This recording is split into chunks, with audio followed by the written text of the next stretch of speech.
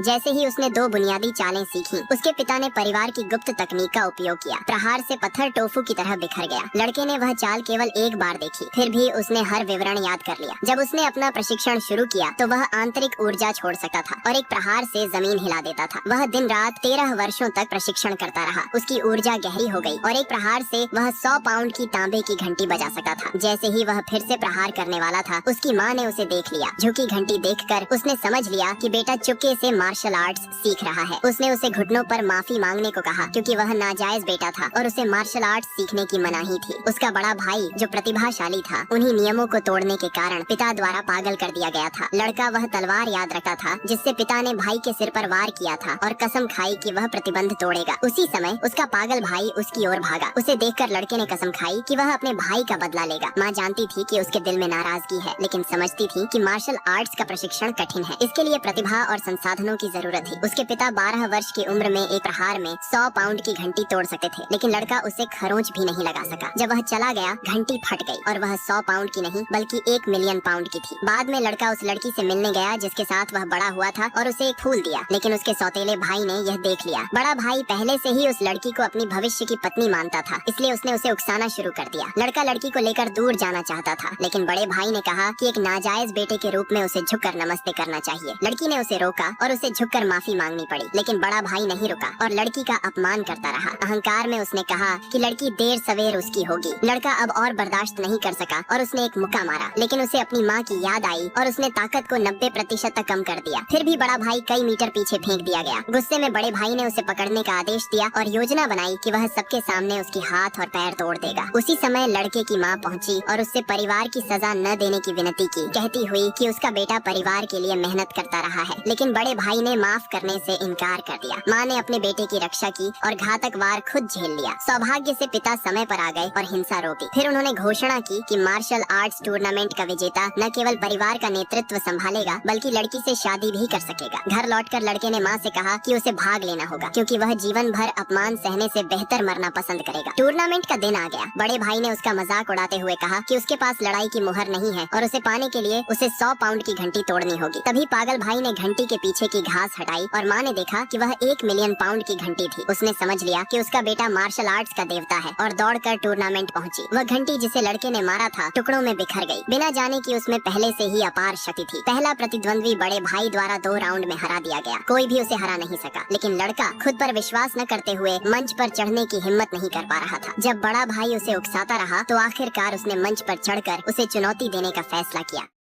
लड़का जंगल में